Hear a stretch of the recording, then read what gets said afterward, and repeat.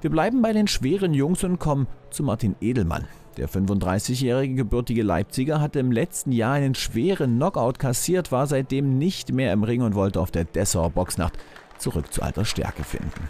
Im Sparring mit der deutschen Eiche Timo Hoffmann zeigte Edelmann seine ganze Klasse. Nun galt es genau das auch im Ring umzusetzen.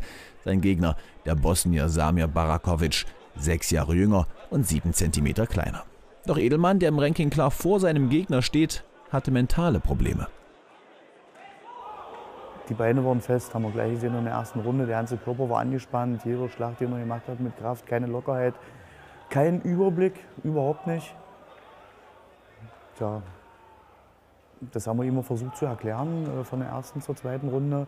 Aber da habe ich schon gemerkt, wo ich ihn angesprochen habe, da kam nicht ja oder mache ich, wie sonst.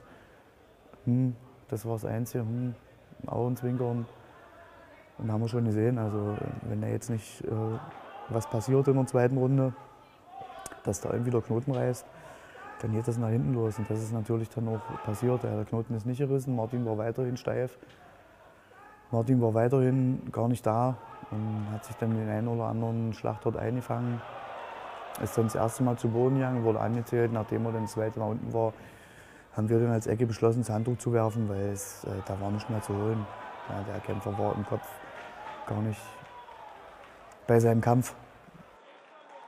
Zu groß offenbar der mentale Druck. Edelmann wollte es seinem Publikum, seinen Fans, seinem Trainer und zuletzt auch sich selbst beweisen und verkrampfte. Dennoch ist Enrico Schnurre alles andere als enttäuscht.